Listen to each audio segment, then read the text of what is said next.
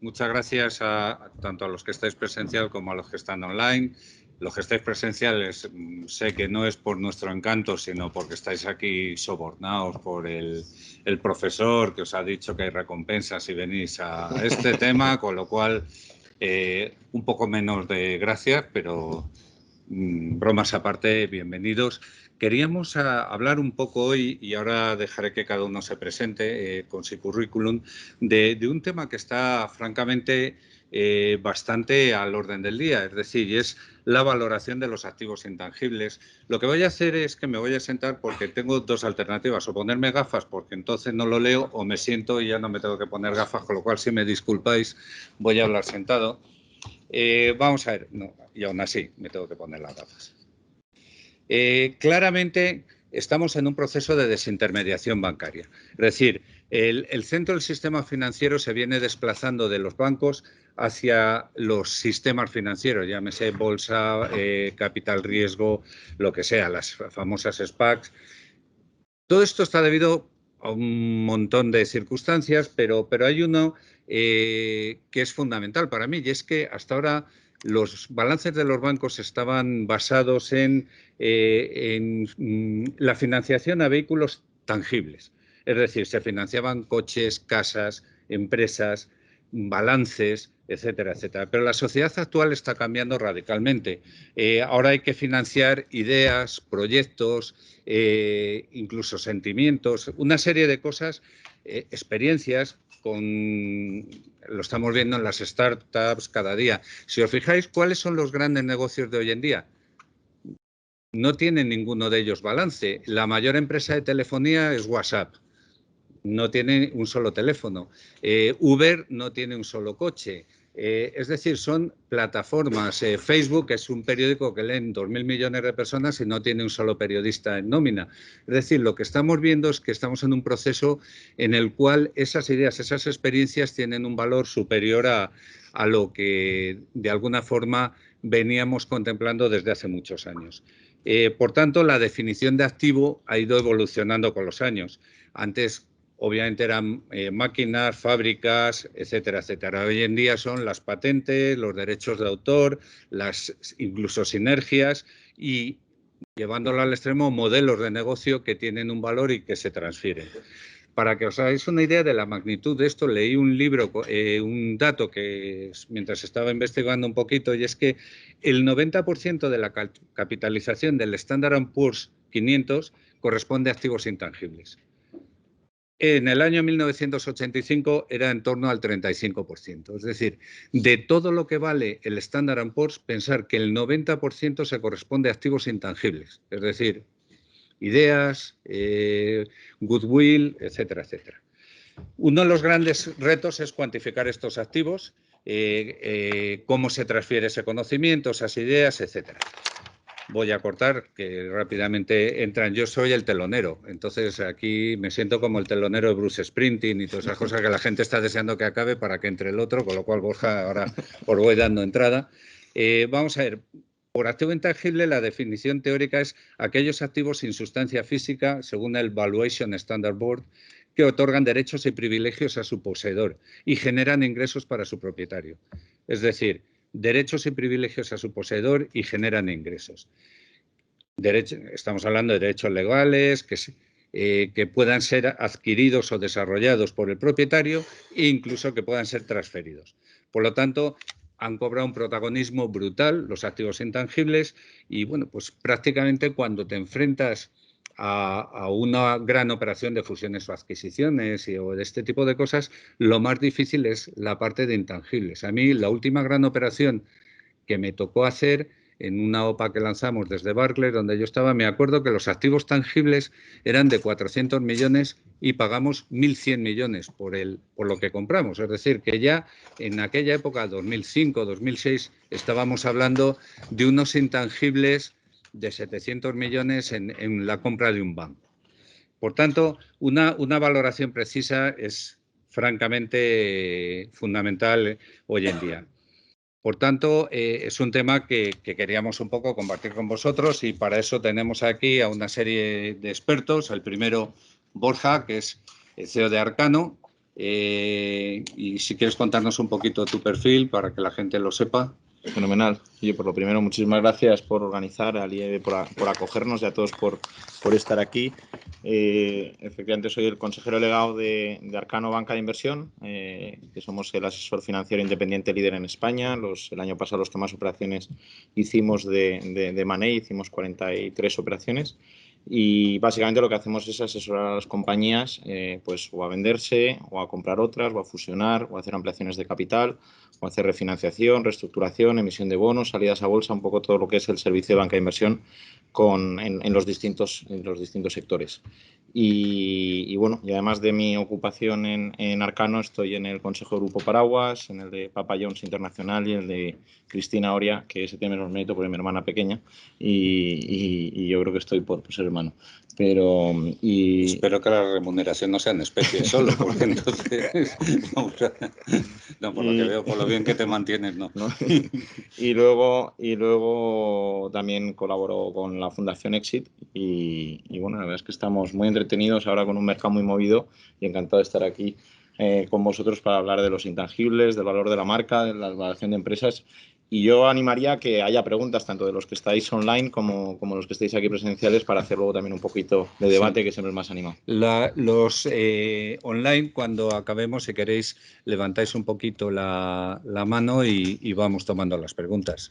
Alain, preséntate tú. Sí. Te he pillado ahí la tradición.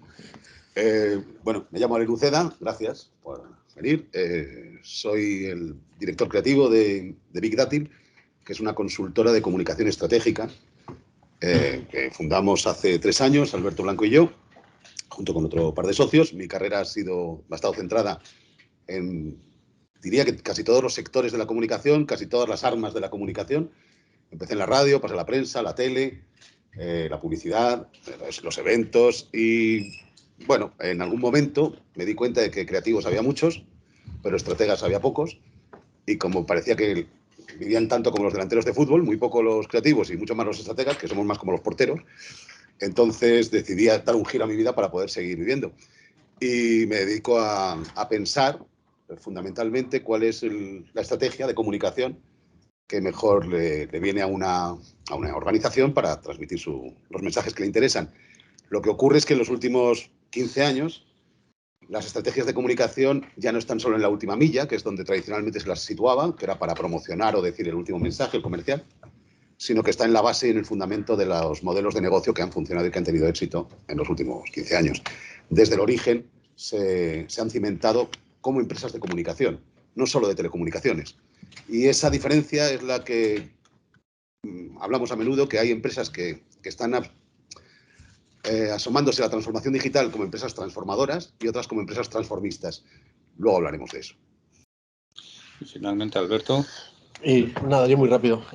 Yo estoy un poco en medio de los dos señores que acaban de hablar. Empecé en el mundo financiero, estuve con Javier muchos años en Barclays, luego estuve en Credit Suisse, luego pasé a Ahorro Corporación, dirigí un broker online y terminé mi periplo pensando en que sería una buena idea juntarme con el mundo de la comunicación, porque siempre he pensado que el mundo financiero y la comunicación hasta ahora no se han casado bien. Y bueno, pensé que era una buena oportunidad. Todavía no lo hemos conseguido, pero estamos con singular entusiasmo en ello. Así que nada, yo creo que ya puedes empezar a repartir juego. Pues si quieres, hemos decidido que en vez de haceros la típica presentación, les voy a hacer a cada uno de los ponentes una serie de preguntas que luego vosotros espero que complementéis con vuestras aportaciones. Y vamos a empezar con Borja. Bueno, desde Arcano Partners, que bueno, pues sois prácticamente una rara avis, porque sin ser banco habéis llegado prácticamente a todos los aspectos, menos abrir depósitos y cuentas corrientes, prácticamente tocáis todo. Estáis cubriendo todo el espectro. ¿Cómo afrontáis este fenómeno de los intangibles? ¿Cómo os afecta? ¿Manejáis este concepto en el día a día o cómo? Sí, no, por supuesto. O sea, yo creo que siempre es una pregunta, ¿no? Y luego nosotros trabajamos mucho con empresa familiar, con emprendedor, con empresario. Y muchas veces cuando te dan los números y haces la valoración de la empresa, dices, pues la empresa vale 150 millones de euros. todos, o sea, yo creo que todavía no ha habido ni uno que cuando acabemos nos dice, joder, fenomenal. Oye, ¿y la marca? ¿Cuánto vale la marca? Además de los 150, ¿no? Entonces, efectivamente es un tema que todo el mundo se cree que está por separado y quizá yo creo que se entiende muy bien y sobre todo los que dedicáis o estáis estudiando finanzas, al final, ¿cuánto vale un activo? El activo que sea, hoy estamos hablando de empresas, pero el activo que sea, al final es la capacidad de generar flujos futuros. Y eso es lo que vale una empresa. Luego los descuentas a un tipo X. Pero cualquier activo que tú valoras en el mercado, ya sea un inmobiliario, un producto o una empresa, su valor a día de hoy es la capacidad de los cash flows de la caja que está dispuesta a generar. Y entonces, cuando tú la valoras, la marca, los intangibles, el talento, que por ejemplo es otro de los intangibles que yo creo que ahora tiene más importancia, nosotros por lo menos le damos mucha importancia al talento porque es la clave para que una empresa pueda crecer, que tenga gente talentosa y equipos talentosos, está metido en esos flujos futuros. O sea, tú al final cuando valoras una empresa dices, oye, hasta el día de hoy la compañía ha hecho esto, pero a partir de ahora voy a proyectar qué va a hacer en el 2022, qué va a hacer en el 2023, qué va a hacer en el 2024, 2025 y luego a partir de ahí a perpetuidad. Entonces, al final, lo que vas a hacer esos 5 años, tú te lo crees o el inversor es capaz de creérselo en función de tu track record y de los intangibles. Es decir, yo me creo que tú vas a tener un margen X alto porque tienes una muy buena marca. Si no tienes una muy buena marca, no me creo que vas a tener esos márgenes. Yo no me creo que vas a ser capaz de desarrollar nuevos productos todos los años como lo has venido haciendo si no tienes un equipo talentoso. No me creo que vas a hacer una serie de actuaciones si no tienes el software, etcétera, etcétera, todos los intangibles que has mencionado. Y eso se ve muy, muy claro, por ejemplo, si coges, haces un business plan, si quieres, de un refresco, pues al final, ¿por qué vale más Coca-Cola que una marca blanca de cola? Pues porque al final tú puedes cobrar más y como puedes cobrar más con un coste similar, pues al final tienes un flujo libre de caja superior y Coca-Cola vale más que si tú y yo mañana montamos Javier y Borja Cola. Entonces, eso es un ejemplo muy claro en el que se ve el valor de la marca intrínsecamente en cualquier valoración a futuro. Con lo cual, al final, las cosas son medibles, los intangibles son medibles porque te van a dar la capacidad de generar caja futuro que te hacen que una empresa valga hoy más. Muy bien, Albert. Tú, que bueno, tú te sitúas entre medios, pero yo te sitúo más en la antigua economía por razón de edad y que nos conocemos hace como 50 años. Entonces, hay una disociación clara entre el valor de los tangibles y los intangibles. Y bueno, pues eso lleva a un reflejo en la cotización bursátil, pues que a veces es muy, muy rara bajo la concepción antigua. ¿Tú crees que eso se debe a una burbuja o es una realidad que está aquí para quedarse o que va a ser definitivo? Bueno, la pregunta, ya de entrada me acojo al comodín del público y si Richard Thaler o Eugene Fama, premios Nobel, cuando les preguntaban sobre burbujas, se consideraron incapaces de definir una burbuja. La burbuja, cuando nos damos cuenta de que es una burbuja, está a punto de estallar. Es una burbuja el mundo en el que las compañías que más valor tienen, y esto también me acojo al comodín de Buffett, que es el epítome de la vieja economía. Vivimos en el paradigma de la light assets economy, es decir, las compañías más valiosas del mundo prácticamente no tienen activos tangibles o son muy pequeños. Esa es una burbuja. Yo creo que el problema principal es que no sabemos lo que es ahora mismo el concepto de valor. El tema de yo creo que el nuevo paradigma es qué es lo que es valor y qué es lo que no es valor. Si nos atenemos hasta lo que recientemente cogíamos un Excel y veíamos lo que valía una compañía, como bien ha explicado Borja, atendiéndonos a los descuentos de flujos y lo que era capaz de producir, no entenderíamos cómo hay compañías con PERes imposibles, por poner el múltiplo más fácil, o no existiría Tesla, o Tesla no cotizaría, o veríamos que compañías como Airbnb no podrían haber salido a bolsa en el año diciembre del 2021, cuando llevaba prácticamente un año cerrada y salió con una valoración de 100.000 millones de dólares. ¿Eso es una burbuja o es que realmente no estamos mirando en el sitio correcto y hay gente o el mercado está mirando en otro sitio o en otra dirección? Fundamentalmente yo creo que el valor de las cosas ha cambiado y el valor de las cosas es como cuando en el mayo del 68 la gente decía no queremos realidades, queremos promesas.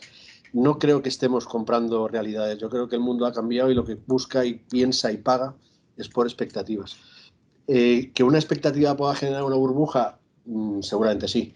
Que no nos demos cuenta de que la burbuja ya está creada y explote delante de nuestras narices, seguramente también. Tesla vale como todas las compañías de coches del mundo juntas y no produce, obviamente, ni la décima parte de beneficios que Toyota o cualquiera de ellas. Pero Elon Musk ha sido capaz de secuestrar el concepto del coche del futuro, que tiene que ser eléctrico y que tiene que ser un Tesla.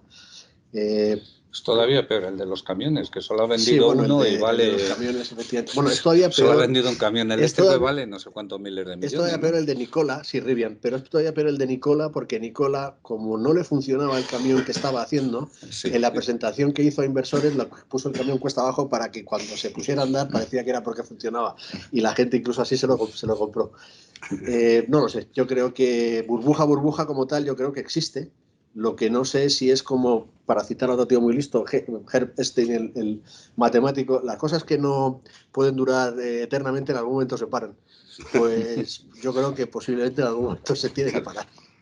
Sí, pero de todas maneras, ahí hay una cosa, por ejemplo, el Imperio Español del siglo XVII también era una burbuja. Quiero decir que al final las economías o lo que llamamos burbujas es todo según el rango temporal al que lo midas. Si consideras que es una cosa, las economías mercantiles surgidas de la revolución náutica, básicamente se basaban en que tú ibas a ser capaz de ejercer el poder y el control sobre un territorio ignoto, poblado por unos señores salvajes, y que eso lo ibas a mantener durante mucho tiempo y te ibas a enriquecer con todo lo que salía de ahí. O no. A algunos les duró más, como a los británicos, y a nosotros nos duró 2 telediarios. Bueno, sí. Lo dejo ahí, lo dejo ahí. Creo que el burbujismo es ejemplo de connatural. Bueno, si ya lo vimos con los famosos tulipanes, ¿no? Además. Se cambió un tulipán por una casa, claro. Al final. Alain, ¿qué opinas de marcas como Tesla? O sea, ese brand es tan fuerte que puede transmitir, siguiendo lo que ha dicho Alberto, un nivel como para llevarle a valer esas cantidades. Yo voy a contestarlo de 2 maneras. Una de mis actividades durante más tiempo fue ser el director creativo de 3 marcas de British American Tobacco. Es decir, he vendido veneno, que eso no se puede poner en la composición del producto. O sea, nadie compra veneno voluntariamente, ¿no? Compras a un cowboy, compras a un motorista, compras cosas así, pero no compras. Entonces, si Marlboro valía el 50%, eran intangibles, y ese era el valor de... ¿Cómo no va a poder serlo Tesla? Que todavía por lo menos no envenena. Quiero decir, no le funcionan los camiones, pero no envenena a nadie, ¿no? Entonces, por ahí tenemos recorrido para hacer. Y lo segundo es, ¿qué es lo que se está valorando? Yo creo que ha apuntado Alberto, hay una cosa muy interesante, y es, ¿estamos leyendo bien o estamos leyendo con libros antiguos la nueva realidad?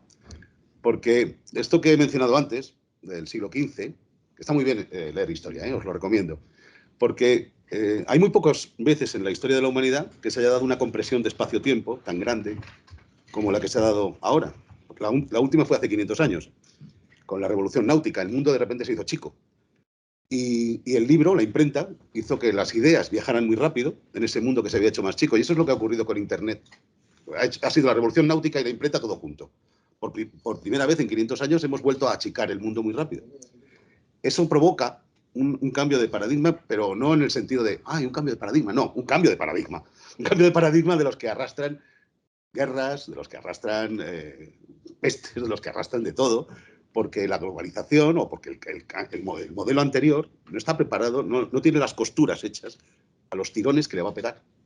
Entonces, esa lectura que estamos haciendo es una lectura sorpresiva, pero que si uno empieza a tirar del hilo, cuando ves que estamos llegando a predecir movimientos casi en tiempo real y que estamos convirtiendo las previsiones en predicciones y en profecías autocumplidas, dices, ¿Tesla vale lo que vale?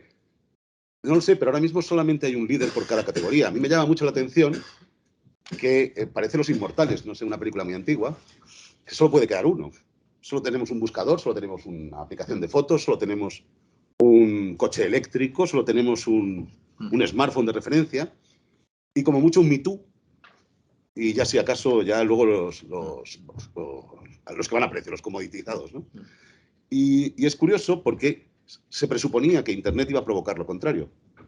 Una dispersión del talento, una distribución equitativa, una multiplicidad de puntos de origen de la riqueza. Y ha ocurrido lo contrario, ha provocado una concentración y también ha pasado lo mismo en el reflejo físico. Las ciudades se han hecho más poderosas, se han hecho más concentradas en población cuando se presuponía que se iba a ir todo el mundo al campo a tocar la lira. Entonces, esas previsiones que estábamos haciendo eran con el manual antiguo. Tesla vale lo que vale, Tesla vale lo que quiera. Porque en el mundo moderno todavía es como decir cuánto vale la reforma luterana. Pues en el siglo XV valía poquito, ahora mismo tiene un valor. Entonces, la capacidad de asignarle un valor según con qué manual lo leas. Sí, pero eso también lo que trae es una rotación brutal, ¿eh? Porque si yo pregunto a estos chavales que son jóvenes temas como Nokia, como Kodak bueno, leí que en cada segundo se hacen más fotos que en todo el siglo XX. Sí. O sea, es impresionante. Ya alguien se acuerda de marcas Kodak, Nokia, Motorola, BlackBerry. O sea, si haces esa pregunta te van a decir, ok, boomer. Porque ellos leían el mundo antiguo. De hecho, Nokia es un caso maravilloso porque estaba en la película que definía el mundo moderno, que era Matrix, y no se enteraron. Es como si estuvieran, se lo estaban contando, le estaban diciendo lo que era el metaverso, los avatares. Pero los de Nokia se quedaron con, usan teléfonos, vamos a seguir ahí. Nokia ha vuelto con inteligencia artificial y cosas de esas ahora, está muy especializado. Borja, y algo más difícil, porque tú has hablado de proyectar cifras a futuro y esos activos que puedan generar algo. Pero en el caso de las startups, ¿cómo lo ves? Pues eso es mucho más difícil porque es mucho más complicado. Es mucho más complicado, me figuro. A mí me ha gustado mucho la reflexión de Alan y especialmente el tema de que luego acaba solo quedando uno. Y eso también lo que te convierte es todavía más binario, el creerte que esa compañía va a ser la líder o creerte que esos flujos de caja que van a generar futuro van a existir. Porque al final, aunque sea economía antigua o economía moderna, estamos proyectando flujos futuros.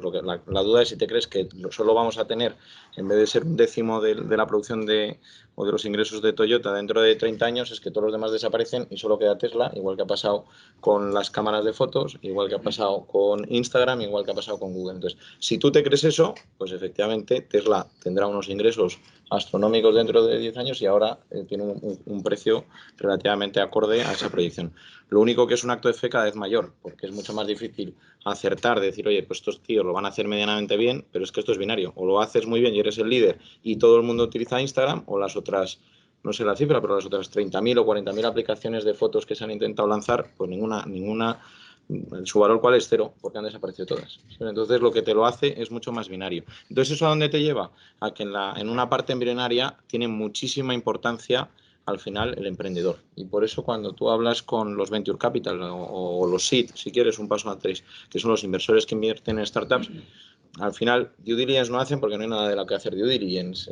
Business plan, pues te lo pueden debatir, pero lo que quieres ver es cómo te lo debate ese emprendedor y el talento de ese emprendedor, el equipo que está montando ese emprendedor y si esa persona va a ser el siguiente Steve Jobs, va a ser el siguiente Mark, el siguiente, etcétera, etcétera, etcétera, ¿no? Con lo cual va a recaer todavía mucho más en las personas, en el talento, y ahí hay un acto de fe, pero que va en el propio modelo. Al final sí que hay un binomio rentabilidad-riesgo. O sea, tú al final, si coges el modelo de private equity que invierte en empresas que pueden ser de alto crecimiento, pero más de una economía más tradicional, pues invierten en entre 6 y 10 empresas y tienden a que o todas vayan bien o en una o dos vayan regular y en las otras en 3 o 4 medio bien y en 4 triunfan.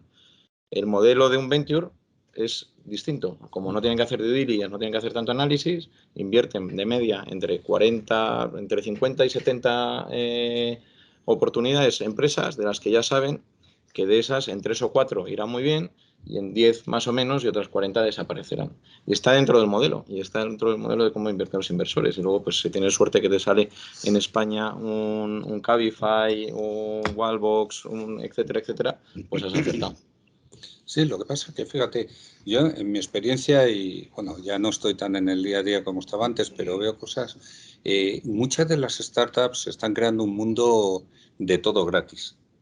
Es decir, Spotify triunfa, la gente no se compra discos porque tiene Spotify, que es gratis. No, pagas una suscripción. Bueno, o si no, sí, escucha la publicidad. Pero es la 10ª parte de lo que te cuesta un CD. O sea, te quiero decir que es prácticamente gratis. Pues es lo que decimos rock and roll. Entonces, las fintech, pues Revolut tiene tanto éxito porque te da los cambios de divisa gratis. Es decir, estamos acostumbrándonos a un mundo de todo gratis que hace todavía mucho más difícil valorar activos. Es un tema muy importante, porque lo tienes que ver desde dos perspectivas. Uno, no lo estás viendo de la perspectiva del Big Data y el valor de los datos. Es decir, yo te lo doy gratis pero es que a partir de ahora yo me conozco tu vida entera y el día que te quiero vender algo y le llamo a Lamba que me ayude a venderte algo, entonces es que me sé Pero lo que te gusta en el momento que te gusta y cuando hay quieras inflación consumir. de datos, que todo el mundo va por el dato. Es decir, mis datos los deben tener 10 millones de entidades. Entonces, ¿qué valor tiene? Pues Bueno, mira, tiene cuando valor la tiene al que todo lo el sabe, mundo. al que lo sabe utilizar. Es muy Al que lo importante sabe esto. utilizar es muy El importante. tuyo así solo, el tuyo mucho, el mío nada. Pero si los juntamos todos, por ejemplo, ¿sabéis cuántos emojis hay en el código este de WhatsApp? ¿Cuántos expresan emoción? De cara. 30 y tantos. Antes, las culturas, había unos tipos que decían no, moviendo la cabeza de arriba abajo. Los Y había otros que se esquimales. saludaban y tal. Ahora todo el mundo se saluda con la misma cara. Pero es más, WhatsApp recibe en tiempo real el estado de ánimo del mundo, del planeta. Puede ver si estamos llorando, partiéndonos de risa, si estamos abrazándonos, lo puede medir en tiempo real el estado de ánimo. En el futuro, no voy a decir metaverso, venga, ya lo he dicho. En la evolución de Internet hacia lo que llamamos la tridimensionalidad inmersiva, vas a estar con unas gafas. Las emociones viajan, y esto lo sé por un libro de Eduardo Lazcano, viajan mucho más rápido que los pensamientos, ¿no? Las razones viajan, no sé si son 1000 o 3000 veces más lentas que las emociones. Cuando tienes unas gafas, estás metido, inmerso en un... y te llega un input. Es como si Rafa Nadal te disparara una pelota desde la red a tu cara.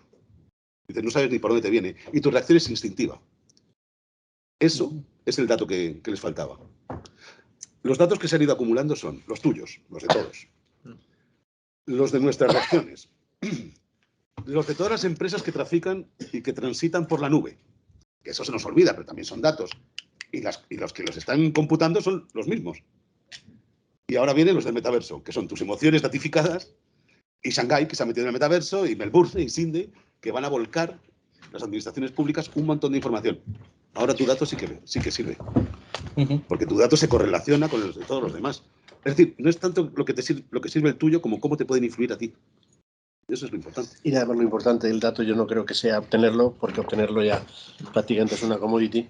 El problema es lo que es la capacidad que tienes de relacionar los datos. De hecho, en las bases de datos, la diferencia entre una base de datos plana y una base de datos relacional es lo que marca la diferencia. Relacionar los datos es la clave. Una de no las cosas tenerlos. que se nos olvida es que todo el mundo digital es, como tú decías, binario, es unos y ceros. El mashup que eso provoca, la hibridación que eso permite, es lo que ha llevado a los modelos de negocio de las últimas 2 décadas a inventarse cosas que no existían. Antes habéis dicho que Uber no tiene un solo taxi. Es peor que eso. Uber no había tenido ni siquiera know-how de cómo llevar un taxi. Ni Booking había tenido una fonda, ni la madre del señor de Booking había tenido una fonda. Entonces, ¿cómo han podido estos señores arrasar? Y ni Spotify había sabido jamás producir un disco. ¿Cómo han podido arrasar? Porque esta es la primera revolución industrial que los de a pie hemos asumido antes que las empresas. Y les hemos dado un montón de datos. Para eso han servido. Para que yo llegue de Booking y le diga a Amelia, tus precios de la próxima temporada, que los tienes. Pero yo ahí, fíjate, yo ahí lo que veo es que, ¿por qué generalmente es gente nueva, gente joven, gente mucho más internet nativa, como queramos llamar, los que están haciendo efectivamente, como tú dices, un Uber, un Cabify sin haber tenido un taxi en su vida? Justamente porque no tienen el mindset o las rémoras del pasado. Y entonces nacen totalmente vírgenes y se le ocurren cosas que es que a un tío del taxi era imposible que se le ocurrieran, o a un tío de un hotel, porque él siempre se lo lleva a su estilo, a cómo lo ha hecho hasta ahora, a cómo se lo enseñó su padre, su abuelo, lo ha leído en los libros, y entonces de repente llega un tío que dice que no, que es que vamos a hacer un hotel, que yo no pongo el hotel, que lo pones tú, que voy a mandar a la gente a tu casa. Pues claro, pero tienes que tener una mente muy abierta, muy joven y muy fresca, y es lo que estamos consiguiendo, modelos revolucionarios. Claro, lo que cambia en el paradigma es que no alteran el producto. Amazon no ha cambiado los productos que compramos. Ha cambiado la manera, la relación que tenemos con el comercio. Y Uber ha cambiado la relación con el taxi y Booking la relación con la hostelería. Cambian las relaciones, eso es lo más alucinante. Vosotros lo más divertido de esto es que el mismo señor de Meliá, que estaba utilizando WhatsApp y estaba utilizando redes sociales ya hace 10 años, todavía no se había enterado cómo le iba a reventar el negocio. O sea, en la página, el perfil de Facebook de BBVA lo montó un propio a título particular cuando le dijeron, oye, que no tenemos. Bueno, ya lo pongo yo. Pero, a partir de ahí. Pero yo ahí, por ejemplo, nosotros el año pasado vendimos Deport Village, que es un pure player de e-commerce, y el mindset que tienen los fundadores, y hemos vendido luego muchas empresas de retail, de tiendas físicas, Es que hablas con dos personas que entienden el negocio de manera distinta, Claro. pero en todo, en la cadena de valor, en la relación con el cliente. Entonces, claro, entiendes que muchas veces lo dices, ¿no? Dices, oye, ¿por qué alguno de los grandes retailers de este país no se ha convertido en el Amazon español? Pues porque no tenían la mentalidad. Y porque no tenían los equipos, ni el talento, ni la apertura de mentes para convertirse en una cosa radicalmente distinta de lo que era. No, y como bien decíamos antes, porque ellos están con el manual con el que han aprendido y no han cogido. El nuevo manual no tiene nada que ver. Y tenemos ejemplos muy claros de que ha habido gente que lo vio. Es decir, por volver a mencionar gente, Alvin Toffler, cuando escribió Future Shock, dijo: el alfabeto del siglo XXI será el que no sepa desaprender para volver a aprender. Es decir, o hacemos un reset, o si no, el preconcepto te mata.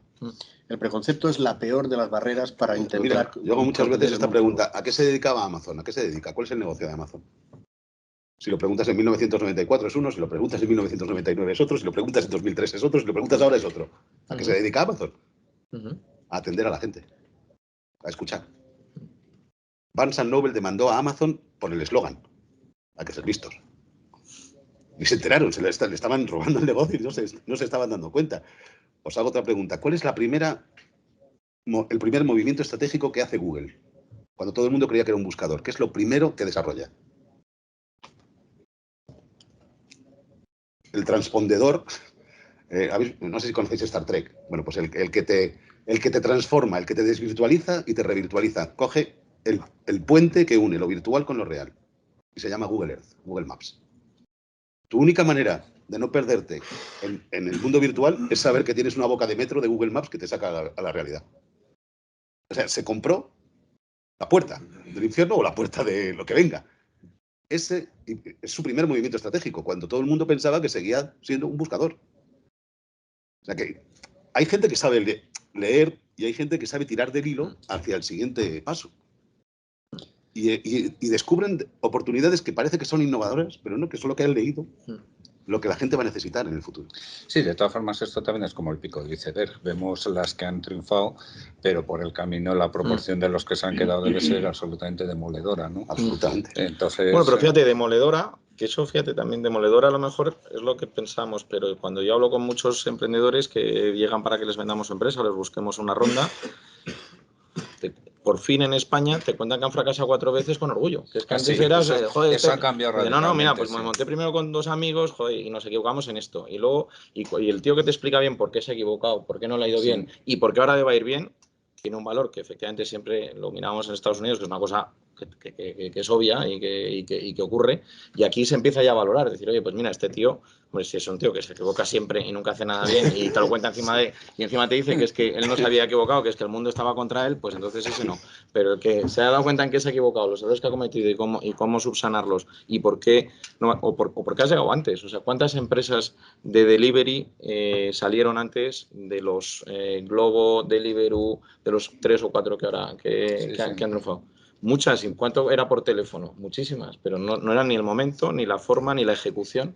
Pues luego la ejecución, la idea es fantástica, pero la ejecución es muy importante. Bueno, en los es que negocios. llegar muy pronto es casi tan malo como llegar muy tarde. Y efectivamente el momento es fundamental. Y ejecutarlo bien. Yo tengo una pregunta para usted. ¿Estáis notando si las empresas que llegan con propuestas innovadoras siguen siendo innovación incremental o es innovación a la americana? Bueno, pues hay de todos los tipos. O sea, ¿Pero va creciendo alguna proporción más que otra? O sea, al final, yo te diría que en porcentaje todavía sigues habiendo más gente que lo que te hace es lo que ya existe con un twist o cosas que está viendo en otros países que están triunfando y lo quiere implantar pronto o en Europa o en España. O sea, yo creo que eso es lo que más hay. Y luego gente que hace cosas totalmente creativas o totalmente disruptivas, pues obviamente hay menos porque es más difícil, ¿no? Entonces, en proporción es menor, pero si está bien armado, pues también levantan muchísimo interés, obviamente, de los capital semilla o los venture. No, es curioso la diferencia, el camino que nos queda. Hace poco leí que todos estos proyectos en Estados Unidos se financian 18% con préstamo bancario y 82% acudiendo a todas las fórmulas que te ofrecen los mercados, mientras que en España, en particular, era justo al contrario. Era 80% préstamo bancario y 20% las posibilidades que te da el mercado. Es decir, que un emprendedor español lo primero que piensa es ir a un banco a pedir un préstamo. O sea, que es un concepto, yo creo que es desfasado, porque los bancos, como decíamos al principio, siguen pensando en el balance, en los tangibles, el colateral, etcétera, etcétera. Bueno, o sea, es que ese comentario que has hecho es una de las cosas que nosotros llevamos diciendo desde hace tiempo que tiene que cambiar. Tenemos un equipo que justo hace financiación y es una de las slides que tenemos, los dos datos que has dicho, porque es lo que ocurre. Tú en Estados Unidos tienes muy poca financiación bancaria, en España mucha financiación bancaria. Eso está cambiando, para empezar, porque teníamos un sistema financiero con 50 y pico entidades que ahora son entre 10 y 15, con lo cual ya se ha reducido mucho el espectro de financiadores. Y segundo, porque efectivamente necesitas financiadores con mayor flexibilidad, que te puedan hacer una estructura bullet en el que no tienes que amortizar, en el que te puedas parte de los intereses pagar los PIK, en los que acumulas al final, en el que te puedan acompañar, en el que te puedan hacer estructuras híbridas y en el que se puedan adaptar más a los modelos de negocios actuales. Con lo cual, efectivamente, tiene que ir cambiando. Cada vez estamos viendo más estructuras de financiación no bancarias, que obviamente a veces la bancaria siempre es más barata, pero las otras son más flexibles y sobre todo que muchas veces cubren cuando los bancos no llegan. Con lo cual es súper relevante que eso esté cambiando y está cambiando muy rápido y empieza a entrar también en España el concepto de Venture Debt, que antes no existía y esto es relativamente reciente, con lo cual vamos en esa línea totalmente. Pero para ahí el banco lo que tiene que hacer es valorar el negocio desde una perspectiva que no sea única y exclusivamente la cobertura del riesgo, que es lo que han hecho hasta ahora. Pero es que es muy difícil para un banco esa transformación. Sí, no, porque encima de él está alguien que le pide... Pero fíjate, no, yo veo mejor... una regulación con coeficiente de esto, con coeficiente del otro. Pero, no, pero yo veo mejor que haya nuevas vías de financiación y nuevas alternativas y nuevas fuentes de financiación, más que los bancos, es como lo que decíamos de las tiendas, ¿no? La tienda que vendo por internet, pero no, es que sigues con la mentalidad de la tienda. Esto igual, o sea, tú los bancos tradicionales lo intentan, pero no. De hecho, la experiencia, me hizo mucha gracia el otro día en el informe, que la segunda peor experiencia de una persona de un sitio físico es ir a una sucursal bancaria. Es que la primera es un dentista, o sea, que te están poniendo ahí, ¿sabes? O sea, al final estás... No ha mencionado la funeraria. Imagínate tú, por ejemplo, en este caso que estamos comentando, el tema intangible y el talento. Ir a un banco a pedir dinero por el talento de la gente es como... Bueno, pero por eso yo prefiero no tener que convencerles y que haya unas fuentes de financiación privadas que sean fondos de deuda, que hay muchísima liquidez. Pensar que ha habido un trasvase muy fuerte de la inversión en activos como era la renta fija, como la renta fija no es rentabilidad, ha habido todo ese movimiento del ahorro de las aseguradoras, los fondos soberanos, los particulares, se ha movido a estructuras ilíquidas o a fondos ilíquidos, que son fondos de private equity y fondos de deuda. Esos fondos de deuda existen justo para meter liquidez al mercado y que estas empresas puedan tener una financiación adicional a la de los bancos. Con lo cual lo que se está haciendo es modernizar el propio mercado financiero también. Primera lección para todos vosotros, chavales, no vais a acabar trabajando en un banco, vais a acabar trabajando en un arcano. Es decir, el mundo de los bancos pues seguirá su proceso, obviamente no van a desaparecer, pero el futuro, valga la redundancia, para labrarte un futuro no va a estar en una estructura mastodóntica especializada en un determinado tipo de cosas, va a estar en otros sitios. Pues yo creo que el banco actual, tal como lo conocemos, va camino de convertirse en una utility y va camino de dar servicio a los ciudadanos porque no se puede vivir sin un banco. Hemos creado una sociedad en la que la identidad financiera de las personas está ligada a una cuenta corriente en la que si no la tienes es como no tener un móvil, no existes. Necesitas cobrar por un banco, necesitas pagar por un banco, es decir, y eso al final se convierte en un servicio al ciudadano. Por eso ahora mismo están viviendo los bancos una transformación hacia una hibridación forzosa, que es, tú vas a tener que seguir hablando con personas porque va a haber muchas personas que quieran hablar con el banco. En cambio, la economía no. Yo lo que veo es que os habéis ido de los intangibles en cuanto habéis podido. Perdóname, o sea, yo veo que vais a la querencia. Pues lo digo por si queréis que volvamos a los intangibles, que ya que esta gente viene con un titular. Bueno, pues háblanos de la comunicación como valor clave. Pues mira, ¿Qué opinas? Pues mira, eso es justo lo que creo que nadie interpreta cuando hablamos de datos, de la economía del dato. El dato es escuchar lo que la gente dice con sus acciones. Es decir, es la primera parte de la comunicación. Cuando tú escuchas, puedes hablar con la gente porque ya sabes. Bueno, entonces, lo que hablamos con nuestras acciones, eso se llaman datos. Interpretar los datos como algo ajeno a la comunicación no tiene sentido. Cuando hablaba del cambio de paradigma, otro dato, es la cuarta vez en la historia que se produce un cambio en la manera de transferir el conocimiento de los seres humanos. Empezamos a hablar, empezamos a escribir, empezamos a leer y ahora empezamos a co-crear y a coescribir. La cuarta vez. No había existido más que esas cuatro. Si algo que ocurre solamente 4 veces en la historia de la humanidad no os provoca así un pequeño respingo, es porque no estáis preparados para... O sea, quiere decir que desde la imprenta hasta en 2 siglos se cortaron cabezas de reyes, se expandió una contrarreforma, una reforma, se invadió no sé cuánto, vamos, todo. Entonces, la galaxia Gutenberg todavía colea. Viene de ahí. Entonces, a eso me refiero con que estamos leyendo los datos como si fueran números. Y no son números. Son escuchas, son comportamientos, son patrones de actuación, son percepciones de la gente convertidas en acciones. Cuando entiendes eso, entiendes que Amazon, Google, lo que se plantearon, y además lo hicieron desde una pantalla, más evidente no podía ser, se plantearon como medios de comunicación.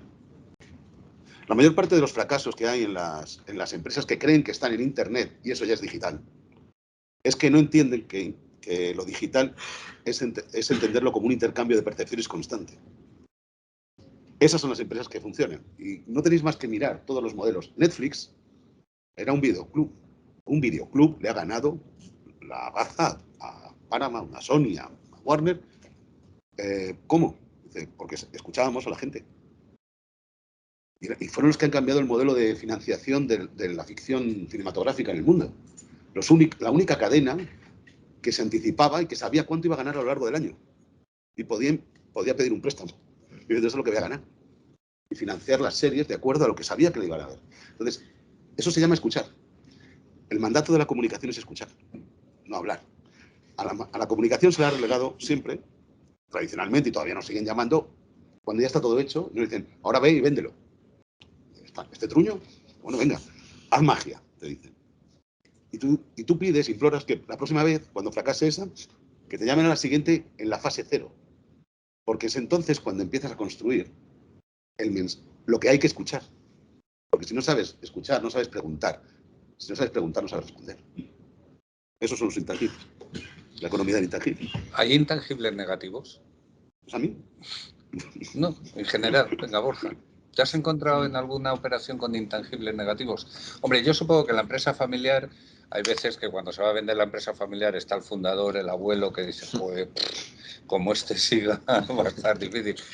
Pero yendo un poquito más allá del caso empresa familiar fundador, etc. Sí, fíjate, a mí, cogiendo por donde has dicho, yo, con o sin familia, el talento, ¿no? Al final, para mí, la clave de todas las empresas, o yo creo que el hilo conductor de cualquier empresa de éxito es que tiene un equipo, y no solo primer y segundo nivel, muy talentoso, ¿no? Y en cambio, y en cuanto tienes gente mediocre, que además es una espiral negativa, porque el mediocre se rodea de mediocres, pues eso me parece un intangible negativo, porque va a tender a destruir la empresa, y te estás invirtiendo, comprando una empresa que tiende a la desaparición por la inoperatividad o la falta de talento de sus equipos. Y quizás sería eso el más importante, no se me ocurrirá ningún otro, aparte allá de los temas contables, de que tengas un goodwill negativo de una adquisición, pero vamos, que eso ya es matemático, contable, pero no creo que era lo que yo me creo estás que contando. el valor de una marca en positivo puede ser igual de malo en negativo. Es decir, restar valor a una empresa porque la marca haya perdido un montón de sus valores. Una de las cosas que estaba comentando antes, Alain, que yo creo que no hemos puesto en valor, es que los nuevos gigantes de la nueva economía, las Big Techs, no venden productos, venden relación con sus consumidores. O sea, iPhone, a pesar de que nos pensamos que nos han colocado ya el iPhone 13, seguramente es la única empresa del mundo a la que le han perdonado seguir haciendo lo mismo siempre, porque cuando BlackBerry le preguntaron ¿ahora qué? Y dijo la siguiente BlackBerry, lo machacaron. El What Next de BlackBerry fue la desaparición BlackBerry hacía teléfonos. Porque vendía un teléfono que además decía que cuando llegó Apple dijo que no le preocupaba porque era un teléfono que no tenía teclado para poder escribir los emails, porque pensaba que el email iba a ser la fuente de comunicación del futuro. Pero de hecho Apple ya no es una empresa de tecnología. ¿Qué ha inventado Apple en los últimos 13 años? No, por Apple eso, ya lo puedes marcar como teléfono, lujo, no te vende, exacto. No sé, vendes otra cosa, pero no, en cuanto a innovación tecnológica, Apple es como Rocky, va por el 13, el 16 y llegará al Apple 323. Inventa una cosa tan importante como el libro, y es que todos tengamos el mismo producto y ninguno sea igual. Es que pero en el fondo es una brutalidad. Son iguales. No, mis aplicaciones son distintas a las de él, a las de él. Pero no dentro del entorno Apple, me refiero. No, claro, pero yo... yo hablaba del caso concreto de Apple. Sí, sí, no, sí, que yo hace tiempo dejé de considerarlo una empresa de tecnología, porque además incluso paga dividendos, que eso es una aberración, una tecnológica pagando No, dividendos. bueno, incluso se mueven parámetros que hasta pueden resultar asumibles por PERES relativamente, o incluso caja positiva, que tiene un montón de pasta. No, pero me refiero a que la relación que establecen con sus consumidores es completamente distinta a la que establecían las antiguas compañías. Pero nunca vendió cables. Y voy a citar a alguien que también es de la... Henry Ford ya dijo en su momento que un negocio que no te da nada más que dinero es un negocio muy pobre. Y estas compañías lo vieron desde el principio. Dijeron, yo no quiero solo dinero. Bueno, de hecho, antes hablabais de Amazon. Amazon tardó creo que 17 años en ganar pasta. Y se dice pronto. Y se lo perdonó también el mercado. Porque consiguieron decirle a su teórico destinatario final de la relación, que era o el consumidor o en algún caso seguramente el inversor, que eso no era lo importante. Y el mercado lo compró.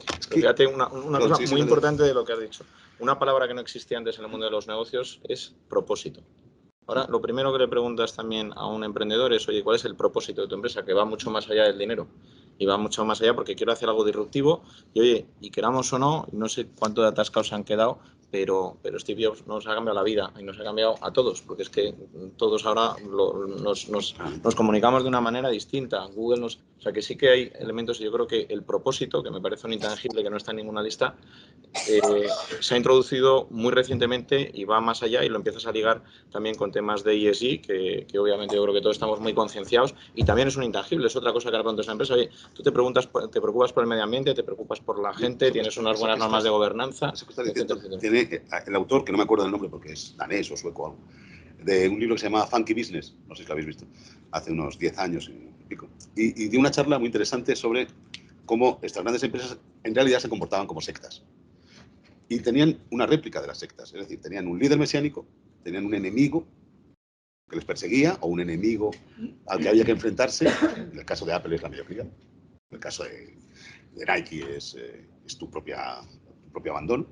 Tenían una promesa trascendental, te prometen algo que no se puede ver, pero que está más allá, más intangible todavía, y manejan códigos y lenguajes que solo comparten los de la secta y que refuerzan la cohesión interna, el storytelling famoso, pero que los de fuera, cada vez que lo atacan, todavía les refuerzan más. Esa batalla de PC contra Mac, ¿no? Entonces, si te fijas, tienen incluso una cosa. Antes los ricos los veías en las revistas. Los veías en verano en el Caribe, los veías en invierno en Stad, comían cosas extrañas, bolitas negras, en fin. Ahora, ¿tú has visto alguna vez a Zuckerberg, a Bezos, disfrutando de la vida? Bezos de vez en cuando va a alguna fiesta ahí en Manhattan. Sí, Bezos está saliendo Bezos está ahí, está sacando los pies manda del ahí sus mensajes de texting y tal, pero... Se están empezando a divorciar todos. Claro, Es el nos primer ha paso. fastidiado. Pero si te fijas, es como si hubieran renunciado al placer de los sentidos. Los nuevos líderes, o sea, los tíos que más pasta han ganado en la vida, los más grandes millones, los que han desestabilizado la medida de las bolsas, no les ves disfrutar. Pero una cosa es que los veas y otra que no lo hagan. Pero es interesante que... A lo mejor lo que son es más discretos, porque como son conscientes que han creado las redes sociales y que estás muy expuesto, yo también lo creo. estar expuestos, yo también lo creo. Probablemente disfruten. Tú, Alberto, como has estado en el mercado muchos años, ¿tú crees que el fenómeno de la gestión pasiva, la indiciación, está haciendo que está siendo un poco culpable de este boom de los intangibles en el precio, etcétera, etcétera? Hombre, yo creo que sin duda la propia mecánica perversa de que una compañía cuanto más vale en un índice más pesa, consecuentemente si entra dinero en el fondo indiciado tiene que comprar obligatoriamente más stock de esa compañía, evidentemente es un movimiento retroalimentado. ¿Cuánto de eso tiene la culpa? Yo creo que es más una consecuencia que un efecto de causa. Pero sí, claramente no tenemos nada más que ver que el hecho de que las 5 grandes y ahora casi también Tesla, como las queramos llamar, GAFAM, etcétera, capitalicen semejantes burradas implica que casi todos los índices están condicionados al performance de estas compañías. Si siguen subiendo hay que seguir comprando, siguen subiendo y etcétera, etcétera. Al final volvemos otra vez a lo de Stein, de lo de que si una cosa no puede durar toda la vida, al final se para.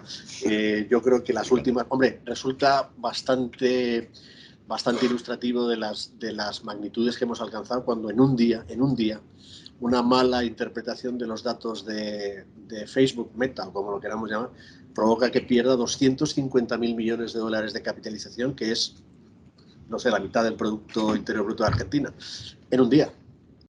Eso implica que efectivamente algo está, como mínimo, bastante sobredimensionado. Yo tengo una pregunta para ustedes. En 2008 se viene abajo todo ese sistema, ¿no? Digo el financiero, el dinero se vuela, se volatiliza, ¿no? Y es curioso porque es cuando las redes sociales se disparan. Y mi pregunta es, ¿estamos consumiendo intangibles porque no nos queda dinero para consumir tangibles? No. Quiero decir, se nos acabó y entonces estábamos tan críticos y tan encerrados en casa que menos mal que nos dieron una cámara de fotos y un Facebook. Bueno, vamos, no sé si quieres contestar tú, pero... O sea, no, yo creo que son eventos totalmente separados. La crisis financiera, no vamos a meter aquí ahora un rollo de por qué fue, que principalmente empieza por la Supreme y el inmobiliario. Hablo de la consecuencia de volcarnos en el intangible. De que una gente que veníamos del low cost y del hiperconsumismo, de repente, que estamos con un síndrome de abstinencia, de hiperconsumismo que nos lleva a consumir tiempo. Y que el tiempo es la nueva, es the new currency, como dicen unos amigos. Puede ser, yo no lo veo tanto por las necesidades económicas o por una crisis económica, sino porque se han desarrollado las tecnologías que permiten hacer lo que estamos haciendo ahora, que antes era inviable. O sea, por mucho que hubieras querido crear Instagram hace 10 años, era imposible porque sin 4G no es divertido, porque si tú tardas 20 minutos en descargarte una foto, pues ya entonces no ves fotos, pues no te diviertes. La gracia de muchas de estas aplicaciones es la inmediatez, y la inmediatez es gracias a la tecnología, entre otras cosas, al 5G, al 4G, con lo cual yo creo que va más ligado a la evolución de la tecnología y a un rapidísimo desarrollo de la tecnología en su sentido más amplio, incluyendo digitalización, que a otro evento aparte de que estabas aburrido en casa porque no tenías dinero. Eso y lo fácil que es. Es decir, yo me he quedado sorprendido porque a mi madre la compramos con 94 años un móvil y ya pone mensajes de WhatsApp que para ella es como no sé, como la computación cuántica. Joder, he puesto hoy un WhatsApp a mi hermana Pili, no sé qué y tal y cual. Te quiero decir que es tan pero fácil es que eso, fíjate, y tan intuitivo la tecnología. Alan, el COVID sí que ha hecho que anticipemos 4 o 5 años de utilización de la tecnología. Por ejemplo, el e-commerce está más o menos en torno en función del segmento, entre el 6 y el 10, y ahora estás entre el 15 y el 20. La utilización de WhatsApp, la utilización de móviles de siguiente generación, y eso ha sido sí, porque como estabas encerrado y no podías comprar de otra manera, comprabas el delivery. O sea, sí que los negocios online, por ejemplo, en la pandemia sí se han explosionado, porque como solo no podías salir de casa por obligación, toda la gente mayor de una edad que no lo utilizaba se ha visto obligada a utilizarlo. De hecho, en las líneas aéreas ya se está jugando con la idea de que los viajes de empresa ya nunca van a volver a ser lo que eran. Es decir, el descubrimiento de Zoom y Teams te hace muy difícil justificar a tu jefe y decir, me voy a Londres a... Es que antes salíamos a la calle porque era por obligación. Íbamos de compras, íbamos de copas, íbamos de lo que fuera, pero íbamos. Porque no podíamos no ir si queríamos estar en esos sitios. En el momento en que nos dan una alternativa y ya no tenemos que ir de gestiones al ministerio o al ayuntamiento y nos lo ahorramos, o no tenemos que ir a una reunión, ya no tenemos que salir tanto por obligación. Entonces, eso es muy interesante porque mucho comercio tradicional, mucho comercio local, dice, bueno, es que a mí la competencia es por precio y catálogo y por diversidad. Y no es por eso. Es que yo ahora, mejor dicho, en Internet lo tengo todo a la vez. En Internet lo que se produce es un recondicionamiento de las circunstancias físicas de tu vida a voluntad. O sea, yo antes, cuando llevaba a mi hijo al colegio y quería comprar el periódico, tomarme un café y pasar por el banco, hacía el itinerario que optimizaba mis movimientos. En Internet puedo decidir estar en el banco, en el periódico, mi hijo, en el colegio, en la reunión, mandando un mail, todo a la vez. Eso nos cambia la cabeza. El otro día leí que 4 de cada 7 matrimonios en Estados Unidos se conocen por Internet. Estamos perdiendo hasta eso online. Y se desconocen por Internet también, porque hay que verles luego en la cama de matrimonio, cada uno viendo una serie distinta. Entonces, sí, a la vez. Pero hablando de lo que decías tú de 2008, lo que sí pasó seguro, y no sé si tiene algo que ver con la irrupción del intangible como verdadero valor, es la depreciación del dinero. O sea, cuando el mundo implosiona, no hay dinero para arreglar el roto, y lo que hacen todos los grandes arregladores del entuerto es arreglarlo por hacer tan grande la masa monetaria en el mundo que el roto era más pequeño. Es decir, desde 2008 hasta ahora la expansión cuantitativa y el quantitative easing ha hecho que los bancos centrales tengan un balance 5 veces mayor. O sea, hay 5 veces más pasta en el mundo, entre comillas, de la que había en 2008. Antes decía Javier lo de la promesa de gratuidad de los nuevos negocios, ¿no? En el 2008 empezamos a comprar con tiempo de dedicaciones. Me sale el hotel más barato porque soy yo el que me hago la reserva. Me miro la agenda. O sea, yo trabajo para Booking, bueno, trabajo para todas. Porque les doy mis datos, selecciono, repito. O sea, sí, solamente que haces el molde de tu. Claro, efectivamente, ¿no? Mira, ahora que has dicho eso, y es muy curioso cómo, por ejemplo, Amazon acaba de cerrar sus librerías físicas. Es decir, a veces ni siquiera ellos saben leerse. No sé si les dio un arrebato de nostalgia o qué, o dijeron, hemos sido tan malos que nos estamos cargando las librerías, vamos a abrirlas de nuevo, pero antes las han tenido que comer con patatas. Bueno, ya por terminar, que llevamos la hora y vamos a abrir preguntas, ¿no? Perdón. Bueno, pues terminamos y abrimos las preguntas. Tú, cuando te viene a ver una empresa y quiere que le valores para la venta y tal, ¿utilizas un sistema, varios, o una suma de varios? Es una Desde suma, el punto de vista técnico, dice, voy a hacer descuento de flujo, suma... Pues técnicamente lo correcto es utilizar varios, porque además es lo que te confluye y luego lo que haces es una media de media siempre ponderado por el que mejor se aplica a cada caso, ¿no? Entonces al final empiezas por coger las compañías cotizadas que más se parecen a la compañía que estás analizando y aplicarle sus múltiplos, haciendo un análisis profundo de en qué se parecen y en qué no se parecen y metiéndole descuento pues por tamaño, por diversificación geográfica, por márgenes, etcétera, etcétera. O tienes también que ver las compañías que ha habido transacciones similares en el mercado privado no cotizado y hacer el mismo ejercicio, a cuántos han hecho esas transacciones y cómo se parece o no se parece a lo que yo estoy vendiendo, metiéndole una prima o un descuento en función de si es mejor o peor. Y luego el descuento de flujos de caja, que es mucho más laborioso porque necesitas ahí que la compañía te ayude a hacer un business plan y que ese business plan sea creíble por un tercero, porque efectivamente tú, lo que yo no me creo es que si tú históricamente has crecido al 5%, por arte de magia justo ahora cuando vas a vender empiezas a crecer al 35% sin cambiar nada. Entonces, basado un poco en el track record que has tenido, me creeré lo que proyectas a futuro. Trabajamos mucho ese business plan, eso lo descuentas a los flujos de caja libres que generan, los descuentas a una tasa que va obviamente graduada por el nivel de riesgo de la compañía, país, etcétera, etcétera, y con eso tienes una media y con eso llegas a una valoración. Cuanto más venture, más con la empresa, más difícil, cuanto es más una empresa más madura, más fácil. Media de medias ponderada, ¿no? Más o menos, sí. O sea que... Muy bien, pues yo creo que abrimos turno de preguntas. Entonces, ¿aquí tenemos alguna? Venga, Enrique, empieza. Yo, como no soy el de más edad, voy a arrancar ya no Bélgica. Mirad, al final, la evaluación de una acción intangible es una evaluación de conocimientos. Puede ser sentimientos, emociones, modelos de negocio, pero también yo creo que hay que darle mucha importancia hoy a los nuevos paradigmas. Lo que has mencionado tú del ESG, que pueden convertirse en aquellas empresas que no cumplen buenas prácticas de gobierno cooperativo, no tienen en cuenta la igualdad social de género o planes de lucha contra el cambio climático. Eso puede ser cada vez más creciente el peso relativo que tienen esos conceptos, porque hasta hace 15 años el mundo no existía prácticamente y nadie le prestaba atención.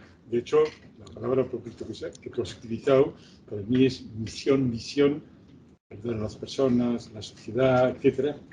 ¿Eso realmente creéis que tiene un peso relativo en una valoración? Estoy hablando de intangibles, no entro en los activos físicos. Te voy a contestar porque justo sobre eso escribí un artículo, con lo cual lo tengo bastante grabado. La respuesta es sí. También cuando estábamos hablando de valoración de compañías, luego ya una vez que te pones a buscar inversores, hay un tema de oferta y demanda. Es decir, si es un activo que quiere mucha gente, pues lo vas a vender por un precio más alto. Si es un activo que no quiere nadie, pues tienes que bajar el precio hasta que alguien lo quiera.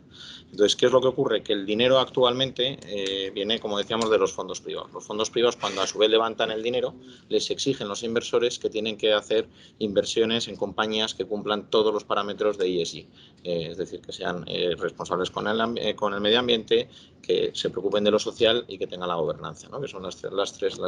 Si tú no cumples, pero cumplir no es hacer el check y que de repente por la mañana la de marketing diga que lo has cumplido, sino que de verdad te lo creas, que de verdad hagas acciones y de vez en cuando renuncies a beneficio o a lo que tengas que renunciar por que eso se cumpla y eso sea vaya intrínseco en tu compañía, en tu ADN. Entonces, las compañías que cumplen eso, al final tienen unos fondos, más fondos y más competencia para poder invertir en esas compañías. Y luego, además, eso es un lado. Por el lado de oferta y demanda tienes un abanico más amplio de potenciales compradores, potenciales inversores si lo cumples. Con lo cual ya eso te hace que valgas más. Pero es que además, cuando decimos que tú proyectas los flujos futuros, muchos de esos flujos futuros me lo creo si tú cumples el ESG, porque tu cliente te va a obligar. O sea, uno de los grandes movimientos del consumo responsable es porque el cliente te lo pide. Entonces, la empresa lo tiene que hacer porque es que si yo puedo elegir entre una botella reciclada y reciclable o una no, prefiero la reciclada reciclable, con lo cual las empresas que van a ir mejor son las que cumplen ESG.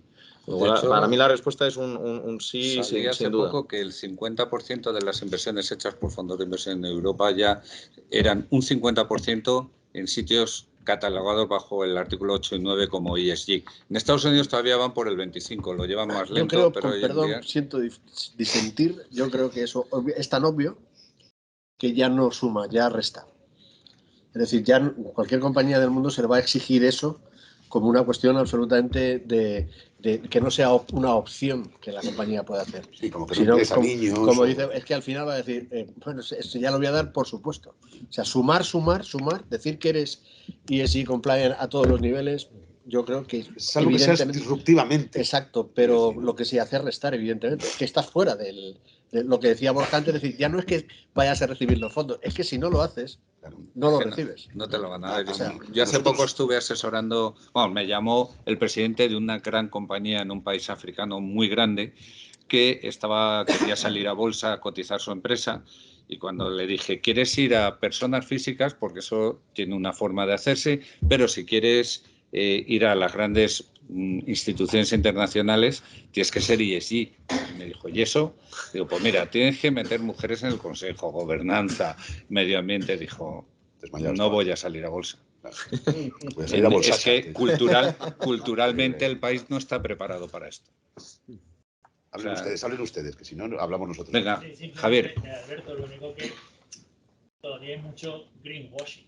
Mucho, sin duda. Podemos hablar de una compañía española que apoya mucho a las mujeres, es su top de directivos y aparecen dos mujeres que se dan con el montón. Pero ¿les sirve de verdad?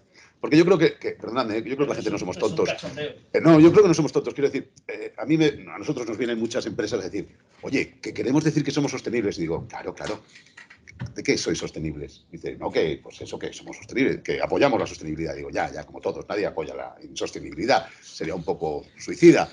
Yo solo creo en una o en dos que el líder o el jefe o el dueño se ha metido en la sostenibilidad hasta las cachas. El de cuál, que dice, no, yo es que me voy a la playa, le compro las redes a los pescadores, me la transformo, me la proceso y además le sube. Dice, oiga, usted es un héroe de la sostenibilidad. No, y además, a usted me lo creo. Y lo hizo es cuando nadie lo hacía. Claro, a los que vienen a decirme que eso. Pues tú dices, Javier Goyeneche, que es muy buen amigo, nos llevó a todos los de Arcano, pues, por ejemplo, no se ve ahí, pero vamos, la que se llama Limpia Ríos, Salva Océanos, que es y es a limpiar los ríos, fuimos a limpiar el Jarama todos, y te quedas alucinado. O sea, fuimos todo el equipo, fue además una experiencia de team building muy agradable que nos organizó Ecoalf, y nos montamos un sofá, que dices, ¿pero qué hace el sofá en el Jarama? 4 impresoras. Pero que dices que es que los sofás los perdidos al río, ya, los perdidos al río, pero lo tiran todos los objetos perdidos. Y con lo cual, efectivamente, yo estoy de acuerdo que el cliente final y el inversor, por supuesto, que hace su due diligence de ESG, existe ahora, al final todo genera negocio. Hay empresas que hacen due diligence de ESG, no le cuelas gato por liebre y tienes que verdad. De hecho, hace 3 días salía una noticia que ya alertaban de que tanta reforestación era contraproducente. Porque como se están dedicando a lavar la imagen a base de plantar arbolitos, oiga, si siguen plantando arbolitos esto va fatal. O sea que, dime, que tú. Tenía un par de preguntas para Arcano, para todos. Solo un apunte con esto del ESG. Yo creo que por lo menos por la parte del análisis que puede hacer el inversor, o sea, yo creo que muy intangible no es, porque efectivamente la due diligence que pueden hacer de ESG o el proceso que tiene que ser una compañía para conseguir un rating ESG es cumples o no cumples y está perfectamente auditado porque tienes que demostrarlo con un dato que lo respalde, ¿no? Más allá de eso, tenía un par de preguntas en relación a la valoración de las compañías y los aspectos, o cómo entran en juego los aspectos intangibles o un aspecto intangible en concreto como la reputación corporativa. tenía un par de preguntas. La primera, si podrías dar un poquito más de detalle en cómo aplica o cómo integráis o cómo es el approach de análisis del factor reputacional de una compañía a la hora de hacer esa proyección de flujos en la valoración o en cualquier otro sistema de valoración. Y la segunda pregunta es si tú crees, o desde vuestro punto de vista, crees que las empresas consolidadas, como las del IBEX 35, por ejemplo, reportan bien en términos de reputación corporativa, siendo esto como es, como debería ser, un factor que influye directamente en su valoración, porque de hecho puede influir directamente en la línea de ventas, ¿no? Sí. Pues a la primera mucho. O sea, la reputación de una empresa va muy ligada a la marca, que es lo que yo creo que llevamos hablando este rato. Y al final, ya sea B2C o sea B2B, tanto el cliente final como la empresa que te contrata empresas que tengan una muy buena reputación. Efectivamente, en función de a lo que te dediques, es más importante o menos importante. Cuando vendes servicios, generalmente tiene una importancia superior, porque es en lo que te basas para contratar el servicio de igual de un despacho de abogados, un banco de inversión, etcétera, es en su reputación y en su track record, con lo cual para mí me parece capital, es totalmente imprescindible. Y eso nuevamente es lo que hace que te creas los flujos futuros que yo te digo que voy a hacer, ¿sabes? Si yo al final tengo un problema reputacional y has hecho algo ilegal, has hecho algo nocivo, has hecho algo mal haciendo tus servicios o vendiendo tu producto, y vendes, me da igual si es de alimentación, un producto que la gente se muere, pues lo normal es que desaparezcas. Es que ya el flujo de caja es cero, porque es que si haces un producto y has tenido un nivel de reputación altísimo, altísimamente grave, lo normal es que no haya proyección y no valgas nada, porque es que te quiebras. Pero ¿y de forma recurrente tú crees que es una variable que se Sí, aplica en análisis? sí, o sea, no es que tenga una línea de reputación, lo que sí que tiene es por qué me creo que tú a futuro vas a seguir creciendo, y es porque vas a seguir mejorando y manteniendo tu reputación. Si tienes un problema de reputación, es que, bueno, generalmente si tienes un problema de reputación ya estás en el mundo de estrés y no en el mundo de proyectar crecimiento, sino que es una compañía que le tienes que dar la vuelta, cambiar la marca, cambiar el equipo, con lo cual estás más ya en un segmento. Hemos hablado mucho de venture, hemos hablado de crecimiento, hemos hablado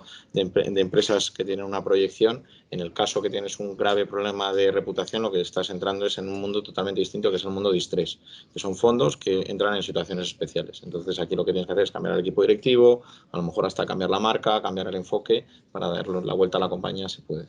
Yo creo que, de todas formas, reputación como estructura de compañía y reputación como marca no son exactamente lo mismo. Es decir, podrían ir perfectamente disociados. De hecho, a Len le gusta mucho decir, siempre me lo recuerda, que al final brand reputation es lo que dice la gente de ti cuando sales de la habitación. Y eso es prácticamente todo mercado. Puede existir una compañía que tenga una muy buena reputación en el mercado y que luego, al término corporativo como tal, por gestión, por múltiples cuestiones, no tenga la misma reputación y vayan por caminos distintos. El caso reciente de Facebook, por ejemplo, el año pasado, con el escándalo que destapó el MIT y otros medios, en el que se demostraba fehacientemente que influían en el estado de ánimo, se incidían subjetivamente en el estado de ánimo de sus usuarios para provocar emociones airadas y de enfado, porque eso les mantenía enganchados dentro de la navegación, dentro del feed más tiempo. Y que no solamente lo habían hecho conscientemente, sino que había generado guerras tribales en África, que había generado incluso muertos. Ese escándalo se destapa y nadie se va de Facebook. Explícamelo, los de la reputación. Bueno, yo en el caso de Facebook creo que cuando Facebook, por ejemplo, tiene, o Mark Zuckerberg, un problema de temas de privacidad de los usuarios y tal, y la acción baja, no creo que, o sea, yo creo que está más influenciado por la crisis reputacional que eso le genera que por las multas que vaya a tener que pagar. Sin duda, sin duda. Sin duda, pero voy a preguntártelo al revés. O a preguntároslo al revés. Y si a Facebook, o sea, y si Zuckerberg, al final, la gente confía en que todavía tiene una visión de futuro que va a hacer que levante. Es decir, al final él ha lanzado el metaverso 10 años antes de poderlo hacer realidad. No sé cómo va a mantener el traje nuevo del emperador los próximos años.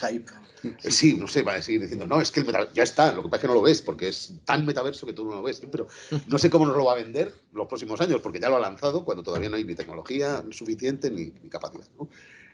Y todos, de alguna manera, interpretamos, esto era una huida hacia adelante, provocada por la pérdida de reputación. Sin embargo, no ha habido fuga de gente. No, pero la pérdida más grande que ha tenido en la historia de una compañía, que fue Facebook en febrero, hace unos días, fue con la presentación de... Los resultados no fueron malos, los ingresos crecieron, el beneficio por acción se vio un pelín lastrado teóricamente por las inversiones en el metaverso. Lo que realmente la destrozó fue a nivel de crecimiento, decir que el número de usuarios no había crecido. Claro. Pero eso es puro negocio. Más que... Bueno, puro negocio o pura expectativa de negocio, porque yo al final, si me ponen los números y volvemos a lo que era el Excel y los financial statements, era el momento en el que yo más ingresos estaba teniendo. La gente ya es como cuando tiras una piedra a un perro que se está moviendo, tienes que tirar 2 perros más adelante. Ya yo creo que estamos justo en esa dinámica. Digo, no me cuentes la realidad, que la realidad ya la veo yo. Yo ya me callo y dejo paso al siguiente. O sea, más allá de problemas concretos en los que hay que cambiar el management, los que tienen un problema reputacional por una crisis, un vertido de petróleo, cosas de este tipo, que son situaciones evidentes en las que lo que tienes que hacer es parar el golpe y empezar a reconstruir. En lo recurrente, que es un poco mi pregunta, igual que se tiene en cuenta a la hora de analizar y hacer un target price, y hacer una valoración de una compañía, igual que se analiza la liquidez, la caja, la deuda que tiene, sin que tenga un problema de deuda o de liquidez en ese momento, ¿vale? Se analiza porque es un factor importante, ¿no? Y se tiene en cuenta a la hora de, oye, pues lo estás haciendo bien, lo estás haciendo mal, esto afecta, ¿no? Te ayuda a crear ese precio objetivo de esa compañía. Sí. El factor vocacional a mí me cuesta encontrarlo. No, pero mira, lo tienes y lo bueno es que hay KPIs, que no hay un KPI de la reputación, pero sí KPIs que te llevan al nivel de reputación. Para empezar, el NPS, que te dice también lo que están pensando los clientes de tu servicio. El churn, que también te dice si la gente se va, pues claramente quiere decir que no está dando un buen servicio. Nosotros el año pasado vendimos Legalitas, que es una empresa B2B y B2C, y efectivamente todos esos KPIs los medíamos y se metió en la valoración y lo teníamos en cuenta, que al final es la reputación por la que captas nuevos clientes y los que tienes no se te van. ¿Y pesan ya la última, los Merco, RepTrack y demás también? Sí, al final todo eso al final son distintas fórmulas de medida para poder llegar a efectivamente esta compañía tiene una buena marca, una buena reputación, el cliente vuelve, el cliente está satisfecho, etcétera, etcétera, que es la base, porque si no tienes clientes satisfechos tienes una vida muy corta. No sé si tenemos preguntas aquí en la pantalla. ¿Tenemos alguna pregunta por aquí más en la pantalla? Lo que Mark Zuckerberg quería decir algo. Sí, por alusiones. Sí. Repito una campaña. Lo que pasa es que como tú dijiste que tenían que levantar la mano ahí. No, la mano ahí. Ahí. Poco tecnológico eres, joder, macho. Pues, si no tenemos... Sí, dime. No me ha quedado claro cómo se contabiliza o valora el valor de un intangible. O en Arcano, por ejemplo, cómo lo hacéis para cuantificar el valor. Sí, pues al final el valor del intangible no haces una suma de partes y dices esto vale, cada línea del balance vale una cosa, ¿vale? Eso no lo haces. Tú tienes el valor del book value, que eso sí lo tienes en balance desglosado. Lo que tú haces para hacer el valor de la compañía es los flujos futuros. Y esos flujos futuros tienen un componente que está basado en un intangible, que es decir, oye, pues por ejemplo, si el edificio este es en propiedad, pues no pago alquiler, pues entonces no pones alquiler. Si igual que haces con que eso sería un activo tangible, ¿no? Que tengo un edificio y no pago alquiler, con lo cual no tengo gasto de alquiler. Eso te mejora los flujos porque no pagas alquiler. Ya hiciste la inversión en su día y ahora tienes más flujo de caja libre porque no estás pagando alquiler, ¿vale? Yo me creo que tú vas a tener esa generación de ingresos con esos márgenes porque tienes un intangible como la marca, ¿vale? El ejemplo que te contaba antes de la Coca-Cola, volviendo a la Coca-Cola. Coca-Cola lo vendes en el supermercado a 0,45. La Javier Borja Cola que vamos a montar, esa la tienes que vender a 0,20 porque no nos conoce nadie y nadie la compra, ¿vale? ¿Qué ocurre? Que el flujo de caja y el flujo de caja libre que va a dejar Coca-Cola sobre 0,45 con un mismo coste respecto a la nuestra, que la tenemos que vender a 120 porque no nos conoce nadie, ese diferencial de 25 céntimos por lata es lo que me hace que crezca mucho mis ingresos, crezca mucho mi margen, crezca mucho mi flujo de caja, lo descuenta a una tasa y me da el valor de hoy. Por eso vale mucho más Coca-Cola que Javier Borja Cola. No, pero danos tiempo, ¿eh? No, y de todas maneras, el mercado hace lo contrario. El mercado es una valoración de intangibles casi siempre ex post. Sí.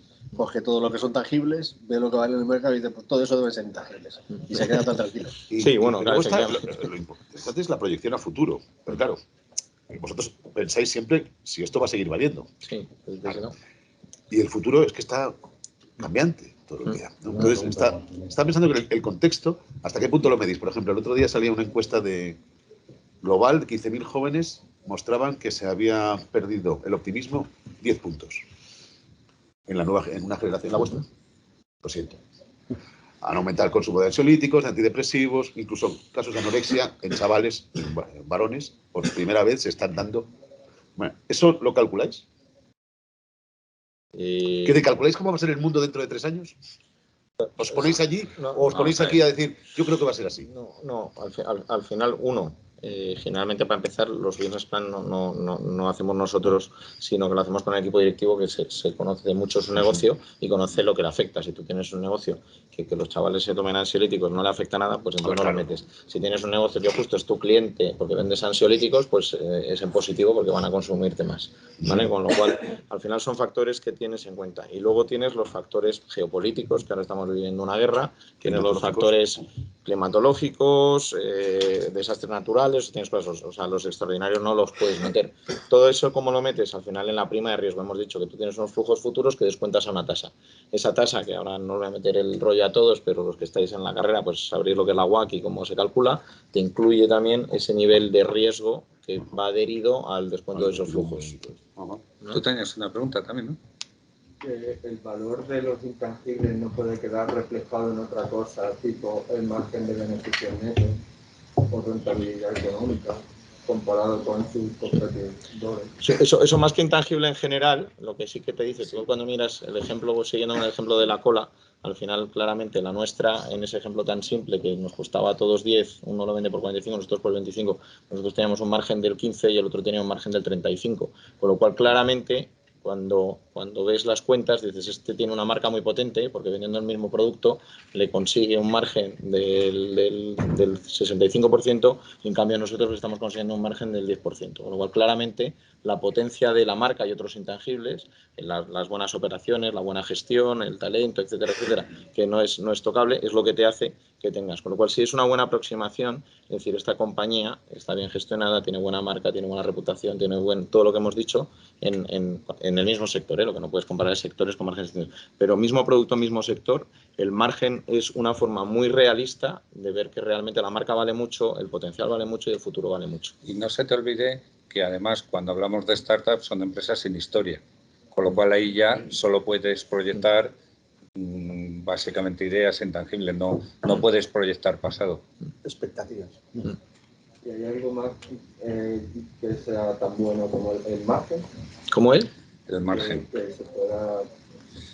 El margen que sí. Vale. Pero bueno, tú el margen lo puedes implementar, como decía Borja, basado en algo. Si no, tú no puedes abrir el margen. O sea, el margen per se no es nada, es claro, coste de producción, coste de distribución, al precio al que, precio al que vendes. O sea, el margen al final es un componente de muchas cosas. Esto va a ser un output que es un indicador. Sí, pero digo que si el margen ese del 65% refleja que tiene muy buena marca, si hay yo qué sé... O costes de producción muy bajos. Pues, tómate el ejemplo de Inditex. Gran éxito de Inditex, bueno, aparte de la distribución y tal, también es que parte de unos costes de producción más bajos que otros. Podía vender más barato con el mismo margen. De todas maneras, puedes pensar una cosa con respecto al valor del intangible, en el caso concreto de la marca, llevado al precio.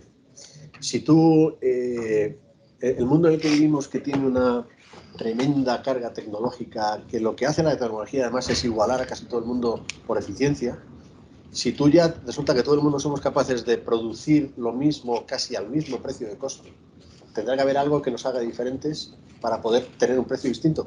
La comoditización lo que hace es que al final termines compitiendo única y exclusivamente por precio. Y siempre hay alguien que lo hace más barato.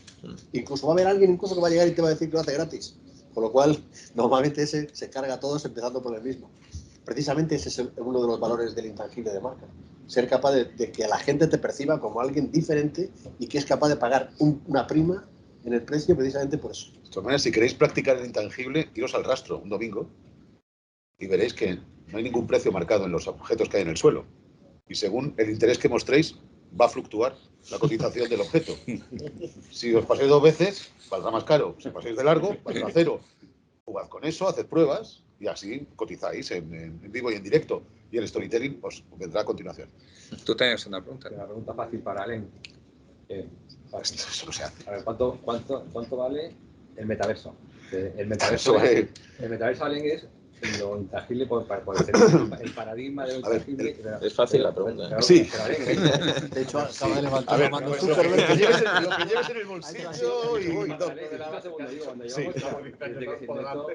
Desde que se inventó el iPhone, que fue en 2007, ¿no? Hace 15 años, todavía no sabemos lo que van a valer cosas como Uber o Tesla, que todavía es el cielo, ¿no? Es el límite, ¿no? Entonces, cuando aún no sabemos cuánto van a valer, aparece el metaverso, que es un universo nuevo en el que hay que construir todo, centros comerciales, viviendas, incluso tu persona va a ser un avatar. Es imposible calcular. Entonces, ¿cuánto van a valer? Es imposible calcular porque ¿cómo ibas a calcular? Hace 10 años un cambio de vida. Y si es una burbuja, un fake, pues no lo es. Va a ser una explosión, como se dice por ahí. No, la burbuja a lo mejor es el metaverso con ese nombre comercial que se ha inventado Zuckerberg y que se llaman entre ellos metamates, que ya es una perversión. Lo que sí es verdad es que la web, por dispositivos tecnológicos, en un momento dado la traspasaremos de ser espectadores, o sea, traspasaremos de navegar a bucear. Vivir allí. Eso es lo terrible, que lleguemos a estar tan a gusto. Tú imagínate, el metaverso viene a ser como un cruce de Rumba y Alexa, ¿no? Es decir, tú te subes en Rumba, te pones a Alexa así alrededor y no te rozas con tu pareja ni con los niños ni nada, ¿no? Porque te advierte el geolocalizador. Entonces puedes estar tú metido en tu campo de golf y el otro en su cabaña y no te roza. Entonces puedes vivir en un mini piso, porque ya no te vas a rozar nunca. Tienes que tener, eso sí, un turno con la aplicación de Butter, pero ya está.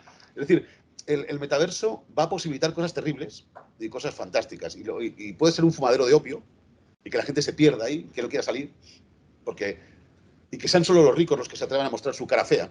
Porque ser feo va a ser un signo de riqueza, porque el avatar siempre va a ser guapo. Entonces, pueden ocurrir cosas terribles, ¿no? No, y nos va a llevar a diatribas morales nuevas. El otro día leía un libro sobre robótica que nos dieron ahí en el MIT. Decía, vamos a ver, y si esos robots casi perfectos que se están haciendo, y si tú te compras un robot de una mujer perfecta y tal, ¿engañas a tu mujer o a tu marido estando con él? Primera pregunta. Eso, si vas a Japón, tienes ya la respuesta desde hace 10 años. La segunda. A ver, la segunda. A mí me dijeron un día que Dios se ocupa de cintura para arriba, no de cintura para abajo.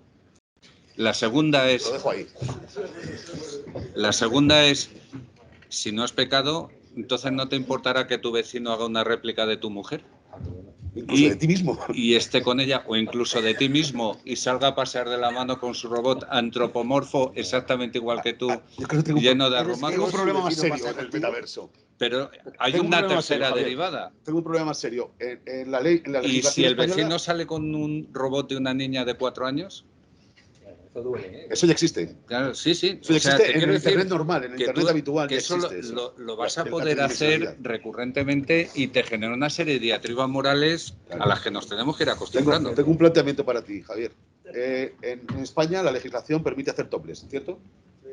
Pero no en Instagram. Yo llevo muchos años haciéndolo. Sí. Yo también. En Instagram tú puedes, pero ninguna mujer puede. Es decir, la legislación de Facebook se superpone y supera a la legislación de tu país. ¿A quién acudes cuando la legislación del metaverso te falla? No. ¿O te traiciona? Al juzgado del metaverso. Claro, al sheriff del metaverso, ¿no? Porque a Zuckerberg. Instagram no te dice que eso es ilegal, te dice que en su pantalla tú no lo pones. Esa es otra historia, pero cuando tú vives, cuando empiezas a... tus derechos de ciudadano, estás dentro de un centro comercial o dentro de un videojuego, empiezas a someterte a los derechos. Por supuesto que te fija. Claro, y ahí eso es un conflicto cuando la Junta de Andalucía dice que se va a volcar en el metaverso para que los ciudadanos puedan adquirir ahí todos sus... ¿Tú vas a poder matar en metaverso? Espero que sea un juego. Pero bueno, en el Fortnite mata. El otro día denunciaron a alguien por hacer un comentario sexista en el metaverso a un avatar de una mujer. Y se admitió a trámite. Sí, es decir, lo leí. Pero cuando digo eso es que... Por eso los modelos de negocio que nos trasladen bien de lo virtual a lo real son los que van a crecer. Porque son los que nos van a permitir pasar a la realidad de nuevo. Vale. Bueno, era fácil. Oye, pues, era fácil, nadie sabe cómo nos va a cambiar la vida, nos la va a reventar, de hecho. Pues muchas gracias a todos. Gracias Borja, Alain y Alberto por haber venido. Estamos aquí en el IEB en estas jornadas que hacemos recurrentemente y espero veros en algunas otras que iremos teniendo. Muchas gracias.